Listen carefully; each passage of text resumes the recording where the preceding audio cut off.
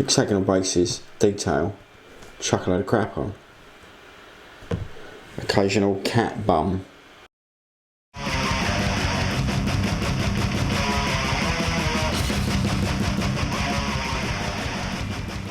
"52 miniatures beat me to it." Stargrave Bases again, but mono hexagonal. What is the most science fiction shape? Hexagon. Yes, this video is about getting a nice texture on those hexagonal bases because you can't buy them off the shelf. Got a scrappy old cutting board down because this one's going to be quite messy, and the first thing I do, as you probably guessed, is key everything up. Give my milliput and my green stuff something to grip hold of. Now, I wouldn't ordinarily use this green stuff, it just happens to be what I've got. Where those two parts meet, they're already curing, so you have to cut that away. This little bit of plastic is the back of a sticker. You know, when you get stuff in the post or whatever, the return sticker, I like to keep hold of them because they're really good. You can use baking parchment, baking paper, but these are super shiny, and it doesn't matter, you can just chuck it in the bin. It's a freebie, isn't it, when you're getting your stuff off eBay. So here, I'll cut away the middle. Ordinarily I would do that and chuck it, but in this instance I'm going to mix it together because we're not worried about a tiny bit of extra texture. So similar, I would ordinarily buy, much like the milliput there, two separate halves, but in this instance I'm using the ribbons. I like to mix this stuff by layering it up and giving it a twist. You can see, you know, it's visually mixing it very quickly. So I'll smash through this. You can see my jar of water there just out of shot, keeping my fingers wet. I might occasionally dip into that so that it doesn't start sticking to you. Mixy, mixy, twisty, twisty. Here we go. Now, the thinking on green stuff and milliput is you're combining the textures and the properties of both. I've only done it a couple of times. I'm fairly new to it. I don't do enough sculpting to speak to it, but there's a guy called Terranscapes who's done some real science on it, side by side stuff. There we go, another dip of water. You can see a little bit of the dark blue flannel shirt there if you want to rewind to that. This is the white one while I'm doing the voiceover, and later on you'll see my red one, chunkier one. It's got nice pockets on it. I'm a carpenter, and I grew up listening to grunge. Anyway, so here's our green stuff milliput mix.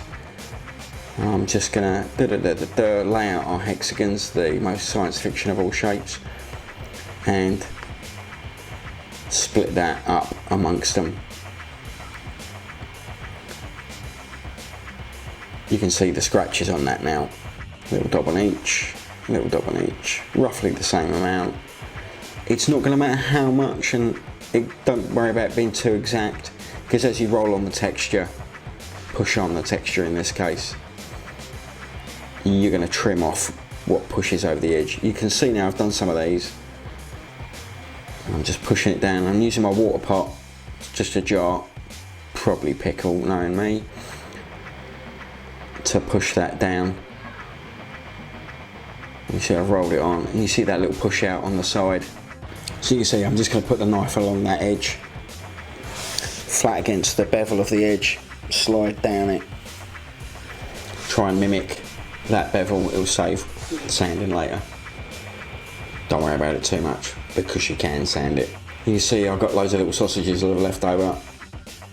Keep hold of those because we'll use those in a minute. Choppy choppy, gather that all up. Right, and we are using Green Stuff World rollers. I'm not sponsored, just happen to have a whole bunch of their stuff. Because where else would you go if you wanted green stuff? It's a clever name really, isn't it? So just using the back of that on one side and the texture on the other, you kind of get a flat tube with indentations. If you go the two cones, you get a harder sine wave. You can see the difference there. One's got a more curved bottom, dips and troughs in a semicircular one, and one of the other rollers has got the hard V's, and then with the combination of the V's and the flats, you can get some interesting shapes. You'll notice there I keep the rollers wet, sopping wet, and when I'm laying off the tubes, the hoses that I've made, I give them a little twist, a little curl, so that as they set up, as the chemicals go off, the reaction goes off, setting up, and you get something. What I'm doing here is just using the texture on the rollers to make a couple of just more unusual bases, a little bit of variety.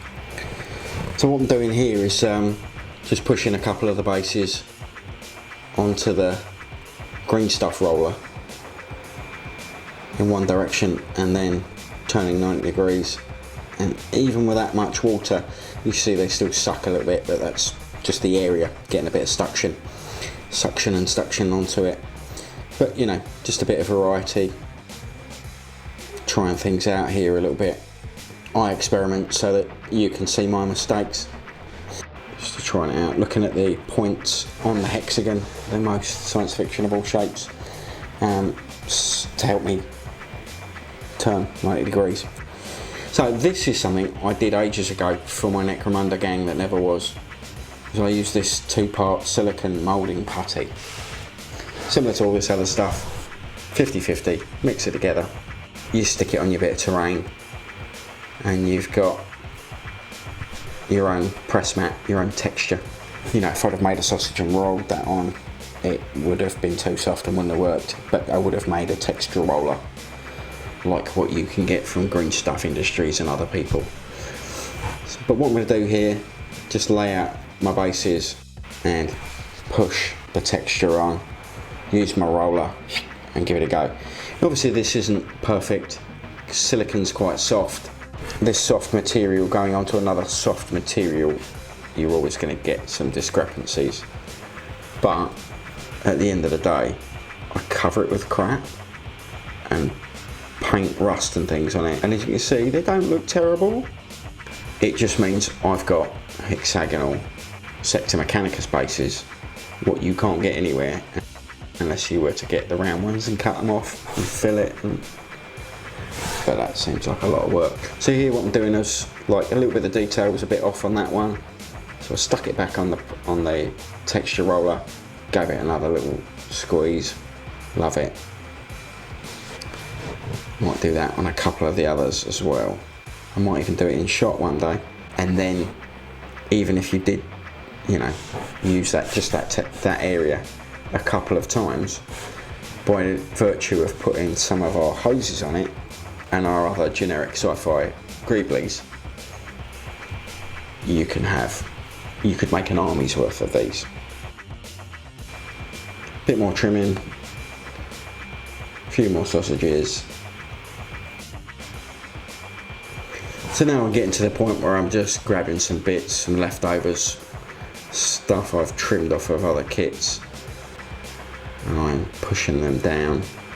Again, bit more variety, bit of height, because obviously our roller, our texture stamp has made an imprint. Now we're going up to give us some tactical rocks to stand on, and of course we all know that's the thing to do these days. So here I've got the end of something that looks like the end of a hose, so I'm just gonna pick up a piece and try and line it up. So we've got an interesting connector and then its hose running off.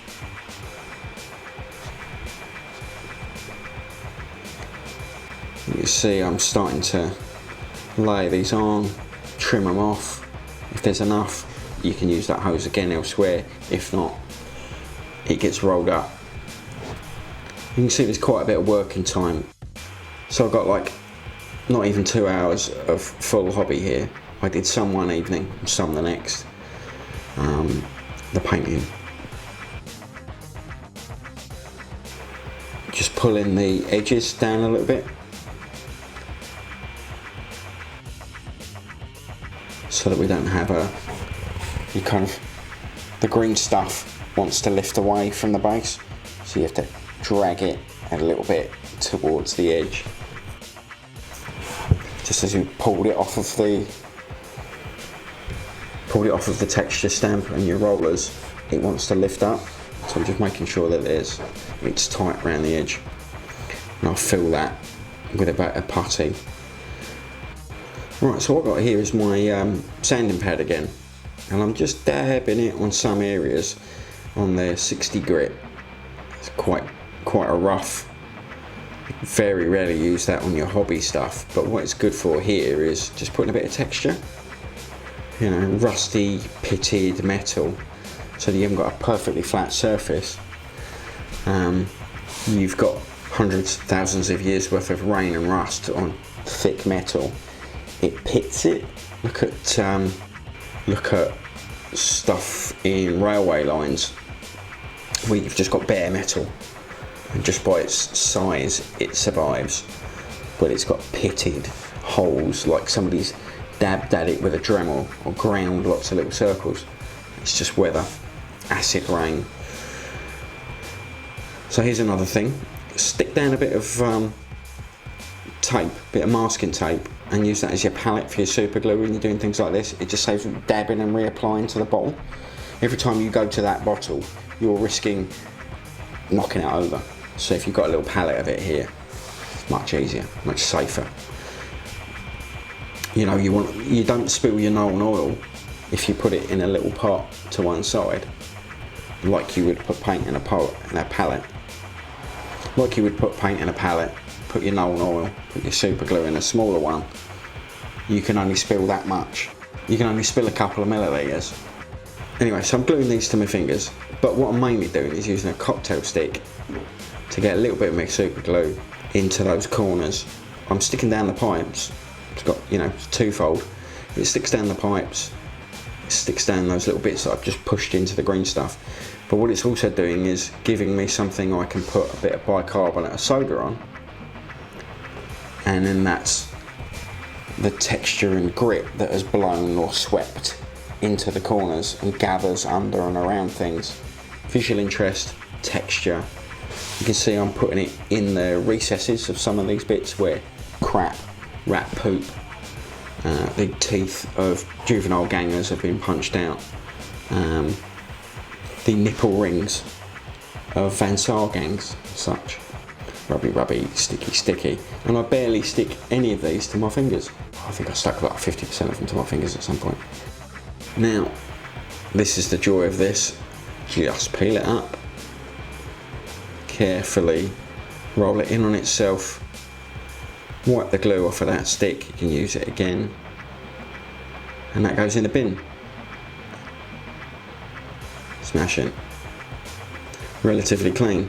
The other thing we'll do now, just tap off all of the excess soda, put them off to one side, and then I can tip it onto a bit of paper.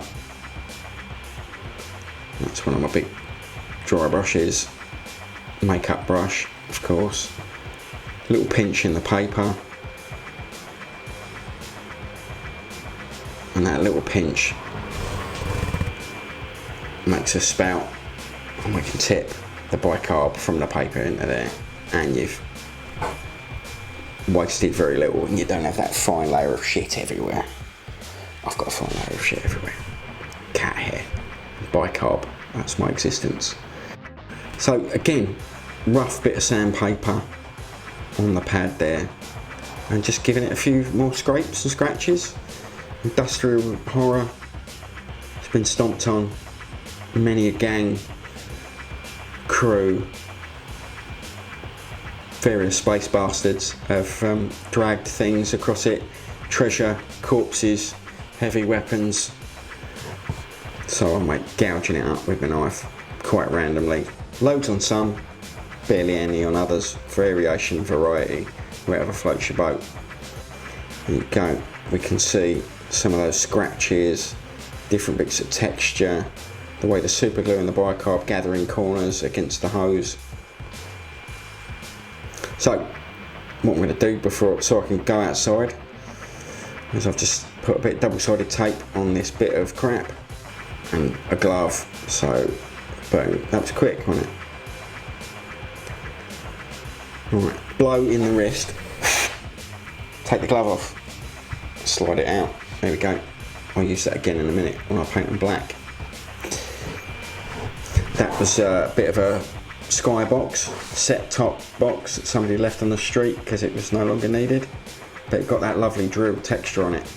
And I sat out the front, right, tore off those panels, put the rest in the recycling. But I haven't ended up using it. Someday, bit of terrain, useful bit of stuff. Right, they're painted. This is out of focus. Shake it, poke it, focus, fucking focus. One day, what happened here? There we go. So now that it's primed up, you can see some of the bits you've missed and some of your sins. So just scraping the edges so that they stay nice and flat. I hate it when you see a bit of basing texture and stuff on that smooth surface. It's one of those things that kind of pulls me out of it somehow. It's weird. The smooth flat surface, much like, you know, the flight stand, the rod that a plane is on, or the clear plastic stick. If it's clear or if it's black, we forget about it. We can tune it out.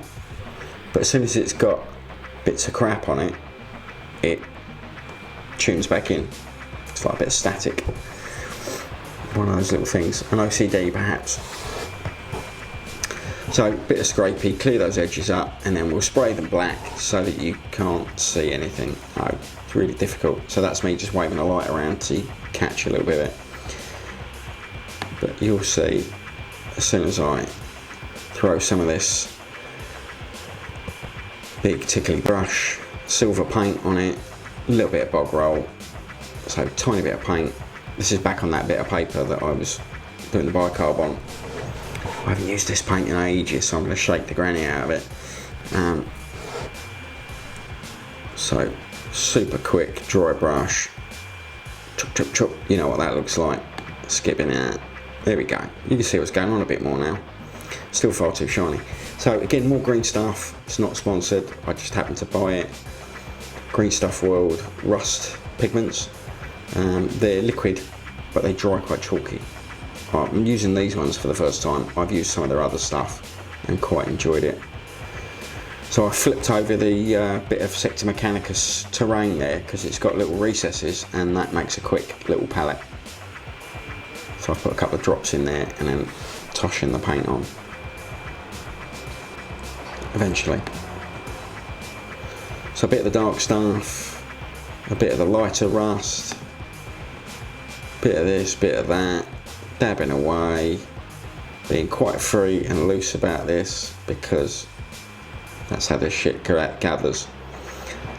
Grab another colour and you can always go back and forth and you get layers and you'll blend, you'll wet blend them on purpose, deliberately, on accident.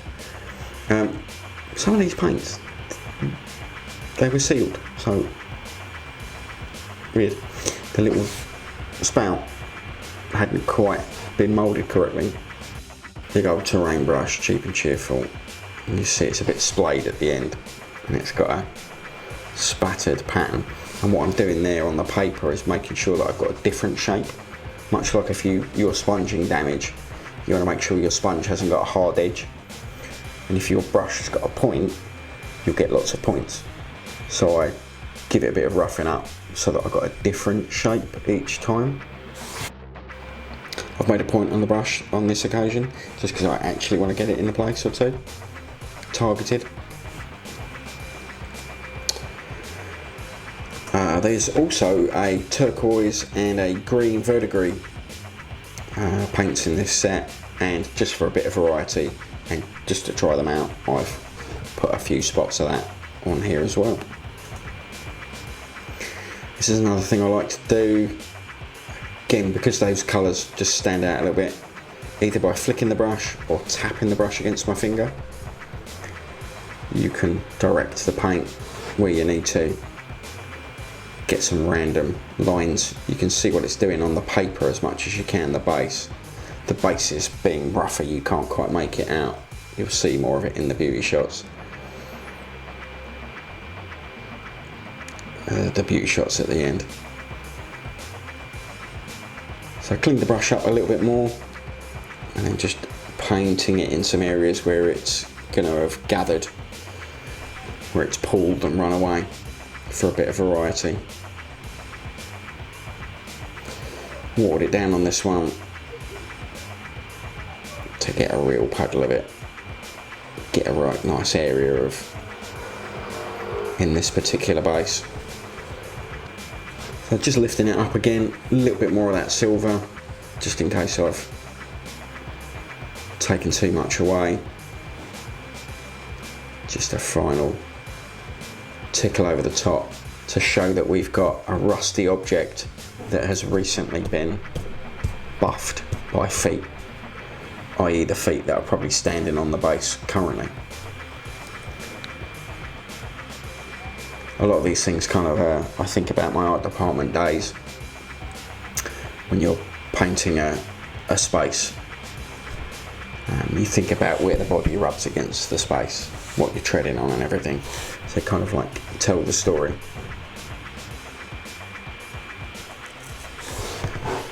So there you go, pretty close to the Sector Mechanicus that I painted many years ago with the GW stuff. A little bit lighter, a little bit warmer orange, but I'm going to put the camera now on my little dolly. Look at that, somebody left a skateboard out on the street, so it became a camera dolly. Camera's going to go on there in a minute. There it goes. That little clip normally lives up there and points downwards.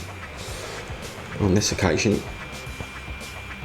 there you go. So there we go. Let's clip it on. See the cat. Hello, mate. Hello, mate. Hello, mate. He's not been joining us for this part. He's been sleeping behind the door. There you go. Got the camera on the thing. Oh, look at that. Oh, don't that look professional? Oh, you're impressed, aren't you? Yeah. Pulled that out of a bin. I'll paint up the sides of the base. You can see some old blue muck is all flicked up there. Like I'm saying, keep them smooth, keep them free of paint, but for these purposes, there you go. Relatively cheap and quick basing palaver. So as you could probably imagine, you could use bits of vehicle sprue, panels off of the whatever texture takes your fancy. If you've used it in your army, in your build, you could use it in your basing at a different angle, in a different colour. You can get some real variety. Make your own texture stamps with that silicone. What can't you replicate? Texture stamps are something that you use quite a lot in the film industry. I've seen a guy use a frog. It was a model of a frog. It was like about the size of a grapefruit frog that had a really good texture on it, and he would roll it onto clay, modelling clay, to get unusual shapes.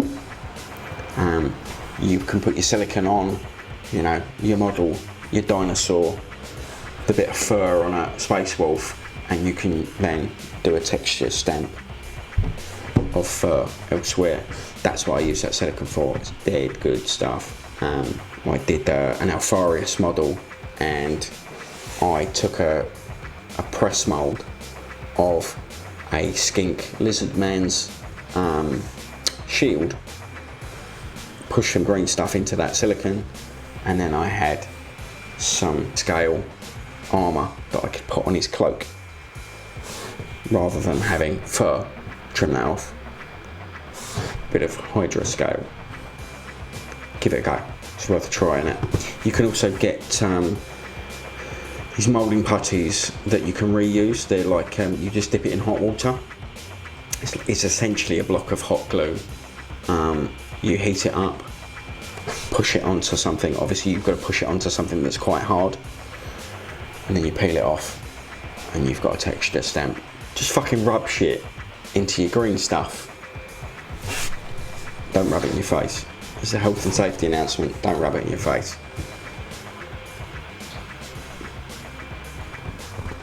Do what you like. I'm not your dad. Play safe, kids. So what's this one about? My flannel shirt collection. Clearly I seem to have worn all three of them in different sections. Stargrave Bases, 52 miniatures, beat me to it. Motherfucker. His stuff's prettier, he's more poetic, he's very precise.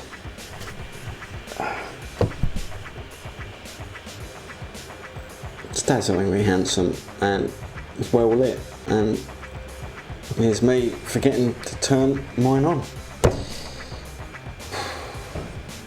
But it's a science fiction shape. I think it says that on page 28 of the rulebook. Cat's dead.